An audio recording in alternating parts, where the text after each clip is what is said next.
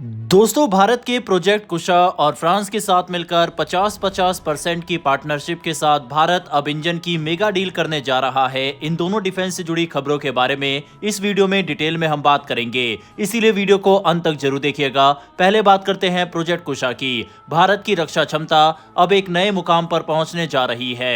DRDO यानी defence research and development organisation ने अपने नए एयर डिफेंस सिस्टम प्रोजेक्ट कुशा की शानदार क्षमताओं का खुलासा कर दिया है। इसे भारत का घरेलू S-500 सिस्टम कहा जा रहा है। ये लंबी दूरी का surface to air missile system है जो दुश्मन के बैलिस्टिक मिसाइल, क्रूज मिसाइल और फाइटर जेट्स को हवा में ही खत्म करने की क्षमता रखता है। कुशा की सबसे बड़ी ताकत है इसकी रफ्तार। ये मिसाइल मैक 5.5 की स्पीड यानी करीब 6,800 किलोमीटर प्रति घंटे की गति से उड़ती है और 2500 से 3000 किलोमीटर दूर से आने वाले इंटरमीडिएट रेंज वाली बैलिस्टिक मिसाइल को इंटरसेप्ट कर सकती है। इसकी मारक ऊंचाई 30 किलोमीटर तक है। डीआरडीओ ने बताया है कि हाल ही में हैदराबाद के रिसर्च सेंटर में कुशा के कई सिमुलेशन और टेस्ट किए गए, जिनके नतीजे बेहद सफल रहे। छोटी दूरी पर ये 120 किलोमीटर तक और लंबी दूरी पर 350 किलोमीटर तक के टारगेट को सिर्फ 7 मिनट में खत्म कर सकती है। इसकी dual pulse solid rocket motor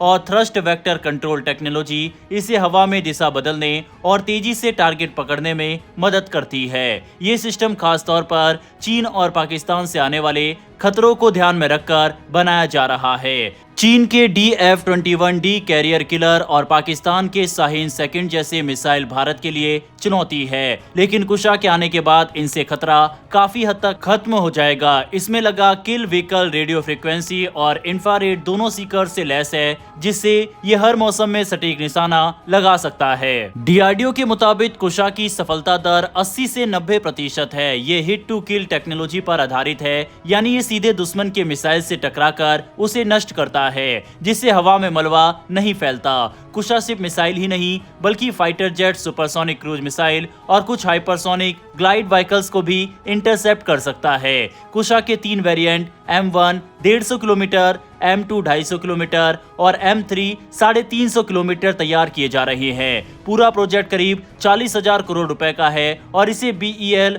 और निजी कंपनियों के साथ मिलकर बनाया जा रहा है। डीआरडीओ का लक्ष्य है कि 2027 तक इसके ट्रायल और 2028 तक इसकी तैनाती शुरू कर दी जाए। कुशा के आने से भारत की हवाई सीमाएं और भी सुरक्षित होंगी और देश की रक्षा आत्मनिर्भरता को एक नई दिशा मिलेगी। ये सच में भारत के आसमान का कवच साबित होगा।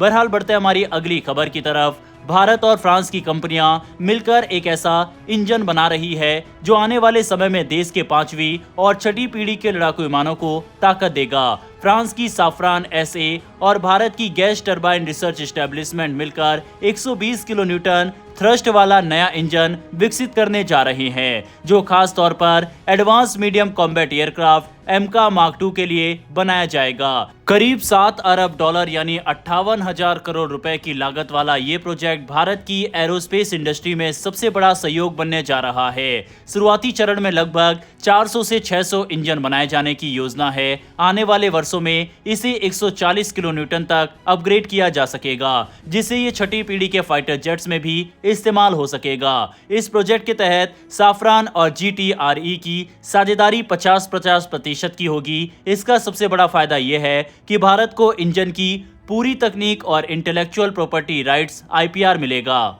यानी भविष्य में भारत इस इंजन को खुद बना और अपग्रेड कर सकेगा बिना किसी विदेशी अनुमति के। पहले रॉल्स रॉयस जैसी कंपनियों ने भी प्रस्ताव दिए थे, लेकिन उनमें पूरी तकनीक ट्रांसफर की शर्तें नहीं थी। साफ्रान ने भारत को ये सुविधा देने का वादा किया है। यह इंजन राफेल के M88 इंजन की तकनीक पर आधारित होगा, लेकिन उससे कहीं अधिक शक्तिशाली और आधुनिक होगा। इसका ड्राई थ्रस्ट 73 किलो न्यूटन और आफ्टर बर्नर के साथ 120 किलो न्यूटन तक होगा। इसमें FADEC सिस्टम और 2100 केल्विन टरबाइन एंट्री टेम्परेचर जैसी एडवांस तकनीकें लगाई जाएगी, जिससे ये मौजूदा GE F414 इंजन से लगभग 20% ज्यादा एफिशिएंट होगा और बिना आफ्टर बर्नर के सुपरसोनिक स्पीड हासिल कर सकेगा।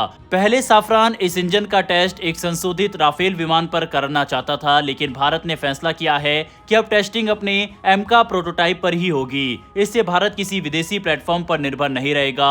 एमका के 5 प्रोटोटाइप बनाए जा रहे हैं, जिनमें शुरुआती उड़ानों में GE F414 इंजन का इस्तेमाल होगा। बाद में इन्हीं में से एक विमान को फ्लाइंग टेस्ट बेड बनाया जाएगा। इस टेस्ट बेड में एक तरफ नया 120 किलोन्यूटन इंजन और दूसरी तरफ पुराना 98 किलोन्यूटन F414 इंजन लगाया जाएगा, ताकि उड़ान के दौरान तुलना और बैलेंस बना रहे। इससे इंजन के परीक्षण में 2 से 3 साल का समय बच जाएगा और प्रमाणन प्रक्रिया तेज होगी। DRDO और GTRE का लक्ष्य है कि 2030-31 तक ग्राउंड ट्रायल्स पूरे कर लिए जाए और 2035 तक उत्पादन शुरू हो जाए। ये इंजन न सिर्फ एमका बल्कि भविष्य के twin engine deck based fighter यानी TEDBF के लिए भी इस्तेमाल किया जा सकता है। रक्षा सचिव राजेश कुमार ने कहा है, ये साझेदारी भारत को पूरी तरह आत्मनिर्भर बनाने की दिशा में एक ऐतिहासिक कदम है। डिफेंस से जुड़ी ऐसी डेली लेटेस्ट वीडियोस के लिए नीचे दिए गए सब्सक्राइब बटन को प्रेस कर बेल आइकन को जरूर दबा लें। फिर मिलेंगे ऐसी एक नई वीडियो के साथ। धन्यवाद। जय हिंद, जय भारत।